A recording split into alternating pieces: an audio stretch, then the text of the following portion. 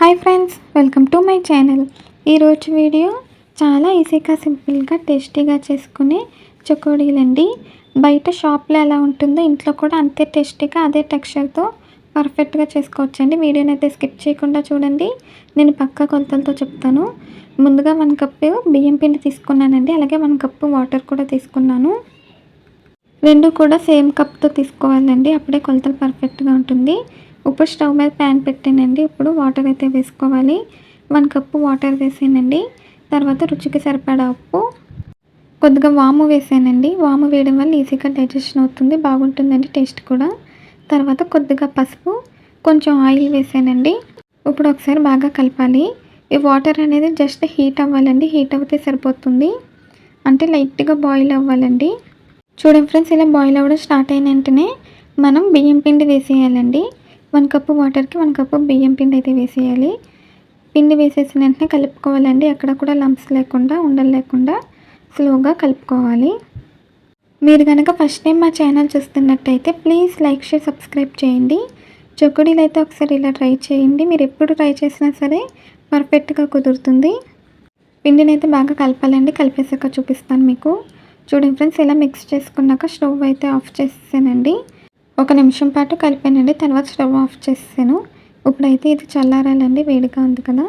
మీకైతే నేను చల్లారిపోయాక మళ్ళీ చూపిస్తానండి. చూడండి ఫ్రెండ్స్, ఇప్పుడైతే మనకి ఇది చల్లారిపోయింది. ఇప్పుడు చేతితో దీన్ని బాగా ప్రెస్ చేస్తూ కలుపుకోవాలండి. చపాతీ ముద్దలాగా కలుపుకోవాలి. ఇలా ప్రెస్ చేస్తూ తీసుకుని సాఫ్ట్గా అయ్యేలాగా బాగా కలుపుకోవాలండి. మీలో ఎంతమందికి చకోడీలు అంటే ఇష్టమో కామెంట్స్లో తెలియచేయండి. ఇప్పుడైతే మనకి వర్షాలు పడుతున్నాయి కదా, కారంగా తినాలనిపిస్తుంది. అలాంటిదప్పుడు ఇలా మనం చకోడీలు చేసుకొని తింటే చాలా బాగుంటుందండి. ఇంట్లోనే చేసుకోవడం వల్ల హెల్తీగా కూడా ఉంటుంది. చూడండి ఫ్రెండ్స్, పిండిని అయితే ఇలా కలుపుకోవాలండి. ఇలా ప్రెస్ చేస్తూ కలుపుకోవాలి. ఇప్పుడైతే నేను సాఫ్ట్గా కలిపేసాను. మీకైతే నేను మిక్స్ చేసేసాక చూపిస్తున్నానండి. ఇప్పుడైతే మనం చకోడీలు చేసుకోవాలి. పసుపు వేయడం వల్ల మంచిగా కలర్ఫుల్గా వస్తాయండి. కన్సిస్టెన్సీ కూడా ఇలా ఉండాలి, సాఫ్ట్గా ఉంటే సరిపోతుందండి. ఇప్పుడు కొంచెం కొంచెం తీసుకోవాలి పిండి మిశ్రమాన్ని. బియ్యం పిండితో చేస్తున్నాం కాబట్టి అస్సలు ఆయిల్ పీల్చకుండా క్రిస్పీగా వస్తాయండి. ఇప్పుడు చిన్న చిన్న బాల్స్లో చేసుకోవాలి. తర్వాత ఇక్కడ చూపించిన విధంగా రోల్ చేసుకోవాలండి. ఇలా రోల్ చేసుకోవాలండి. దీని సైజ్ కూడా మరీ లావుగా ఉండకూడదు, అలానే మరీ సన్నంగా ఉండకూడదండి. మీడియం సైజ్ వచ్చేలా రోల్ చేయాలి. మరీ లావుగా ఉంటే సరిగ్గా ఉడకదండి, అలానే మరీ సన్నంగా ఉన్నా బాగోవు. ఇలా మీడియం సైజ్ వచ్చేలాగా మనమైతే రోల్ చేసుకోవాలి. చూడండి ఫ్రెండ్స్, ఇప్పుడు నేనైతే ఒకదాన్ని రోల్ చేసేసాను. రోల్ చేసేసాక మధ్యలోకి ఇలా కట్ చేసుకోవాలండి. తర్వాత ఇక్కడ చూపించిన విధంగా ఇలా 2 చివర్లని కూడా కలిపి ఒకసారి ప్రెస్ చేయాలి. అప్పుడు మనకు చకోడీలు రెడీ అయిపోతాయి. ఇలా 2 చివర్లు కలిపి ఒకసారి ప్రెస్ చేయాలండి. అప్పుడు ఆయిల్లో మనం ఫ్రై చేసినా సరే ఊడిపోకుండా ఉంటుందండి. ఇలాగే మనం అన్నీ కూడా చిన్న చిన్న బాల్స్లా చేసుకోవాలి. తర్వాత ఇక్కడ రోల్లా కూడా చేసుకొని మధ్యలోకి కట్ చేసి 2 చివర్లు కూడా జాయిన్ చేయాలండి. ఇలాగే అన్ని చకోడీలు కూడా చేసుకోవాలి.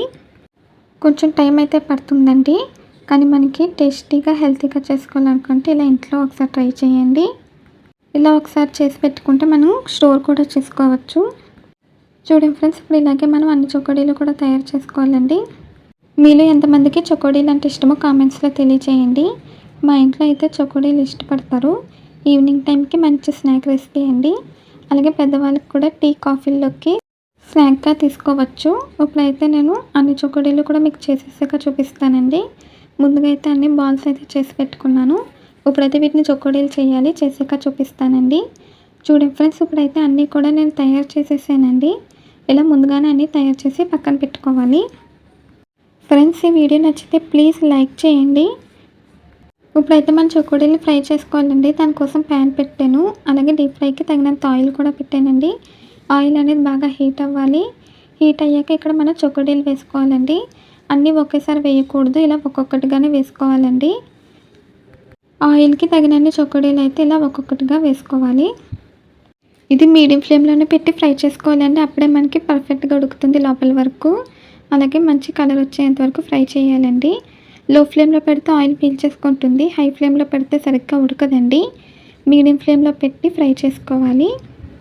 ఆయిల్కి తగినన్ని వేసుకోవాలండి. చూడండి ఫ్రెండ్స్, మనకి పైన ఇలా బబుల్స్ అయితే వస్తున్నాయి కదా, ఆ బబుల్స్ కూడా తగ్గిపోవాలండి. అప్పుడు మనకి అవి ఫ్రై అయిపోయినట్టు.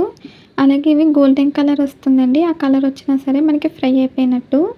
నేను కొంచెం పెద్ద ప్యాన్ పెట్టానండి అన్నీ ఒకేసారి ఫ్రై చేసేద్దామని. మీరు చిన్న ప్యాన్ పెట్టుకుంటే 2 వాయిల్‌గా వేసుకోవాలండి. నేను పెద్దది పెట్టాను కదా! అందుకే అన్నీ కూడా ఒకేసారి వేసేసాను.